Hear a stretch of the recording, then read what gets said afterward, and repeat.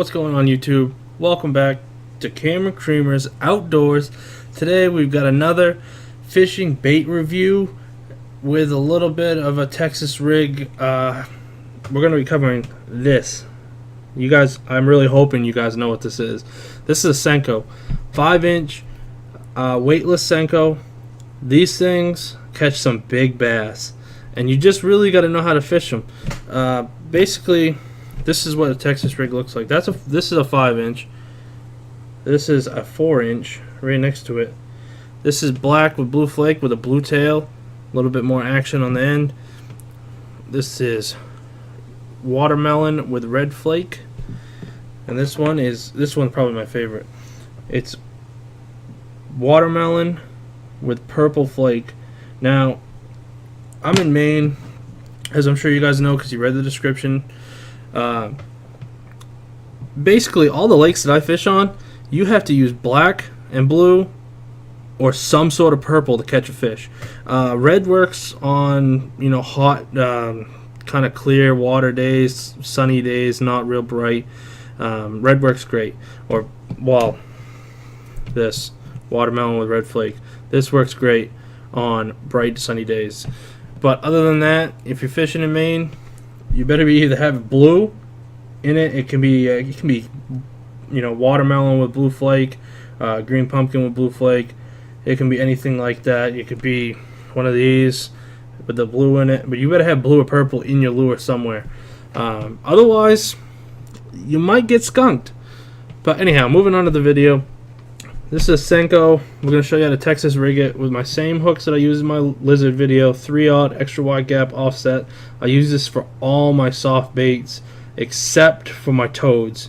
There is one other type of lure hook that I'll use with these Senkos, and I have that rigged up, and I will show you. It's the same exact rig setup, so I'm not going to rig one just to save time in the video. So basically, here's what you do. You come into the flat end.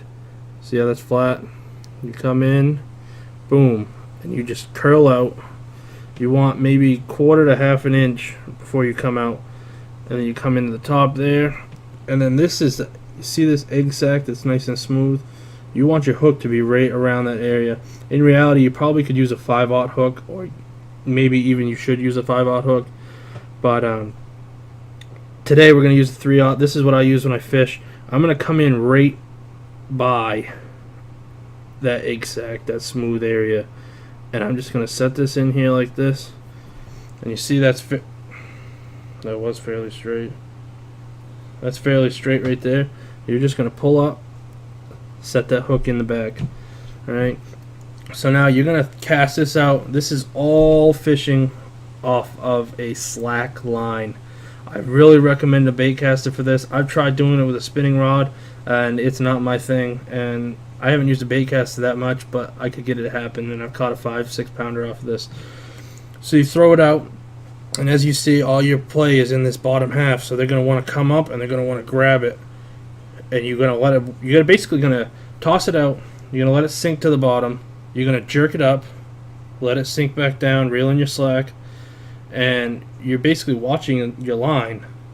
And when that line goes, that's when you hook set and you pull it back and you sink that in, and this basically just goes like this. Boom, down.